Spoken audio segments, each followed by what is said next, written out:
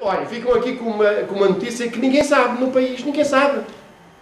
Que é, como sabem, nas últimas eleições autárquicas em Lisboa, houve 11 candidatos.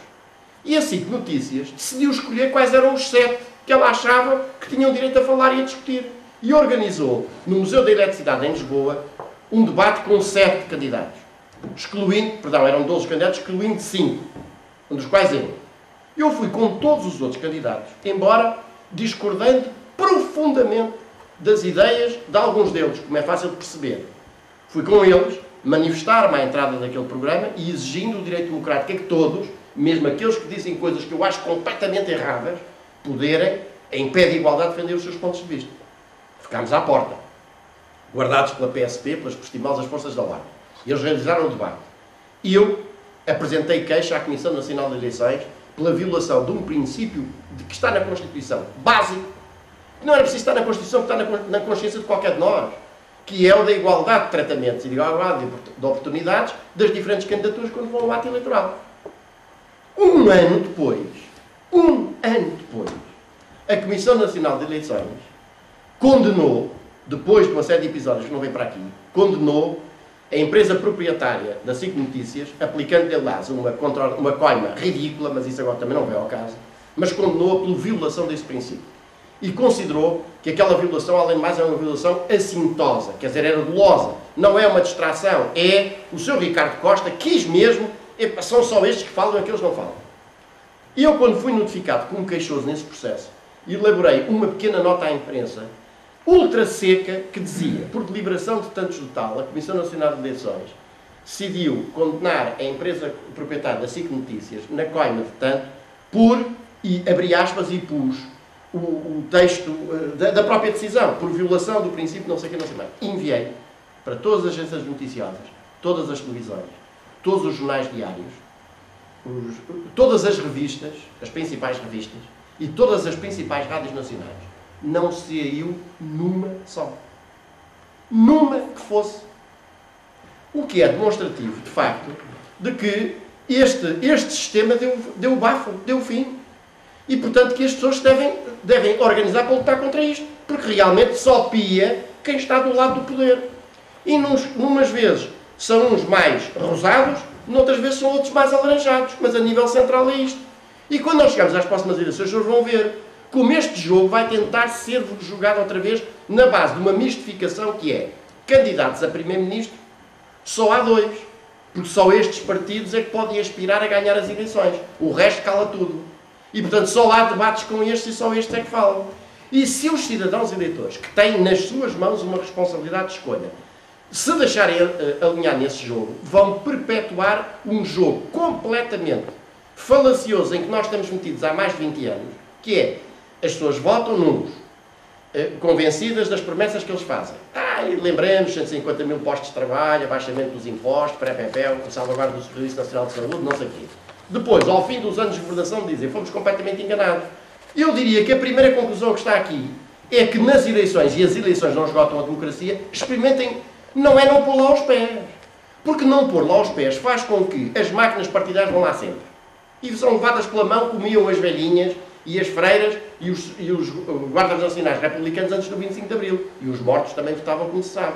Portanto, não ir lá porque os votos das máquinas partidárias estão lá sempre. É ir lá e votar noutros quaisquer. Eu digo, votem noutros. Primeiro, claro que gostaria muito que votassem no PCTP e MRPP. E é esse o apelo que farei, se for candidato e protagonizar uma candidatura. Mas experimentem votar noutros. Experimentem outra coisa. Há aqui uma frente de luta jurídica, legal, não só jurídica, legal. Legal incluindo a jurídica a travar. É o caso da ação popular, etc.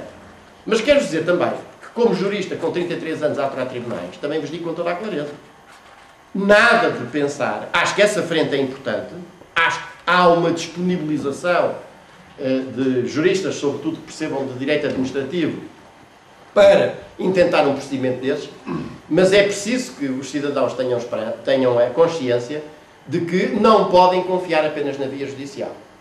Isto é a sua força, a força da sua razão, que vai determinar também as coisas, até por uma razão muito simples. Uma questão destas, coisa que estas entidades administrativas sabem. Também é por isso que atuam com esta prosápia.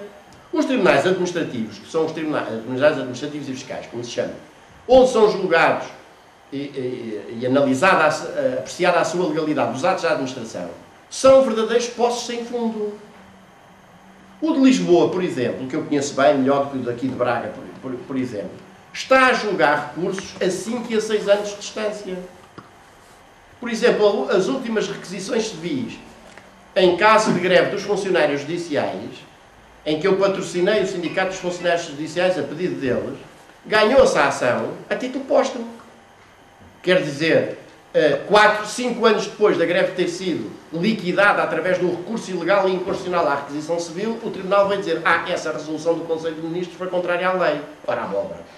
Portanto, isto é para dizer que essa luta é para travar, mas é preciso ter consciência que não pode anular nem substituir a outra. E mais, e há uma outra luta legal. Não se sai nos grandes órgãos de comunicação social.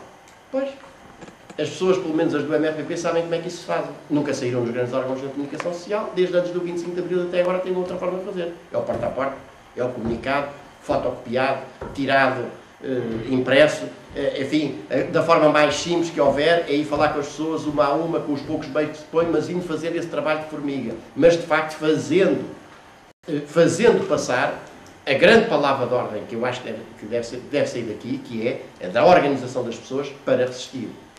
É que eu acho que as pessoas desta zona de Amarante devem ter consciência também de uma coisa muito importante. Não é por isso que vão lutar mais.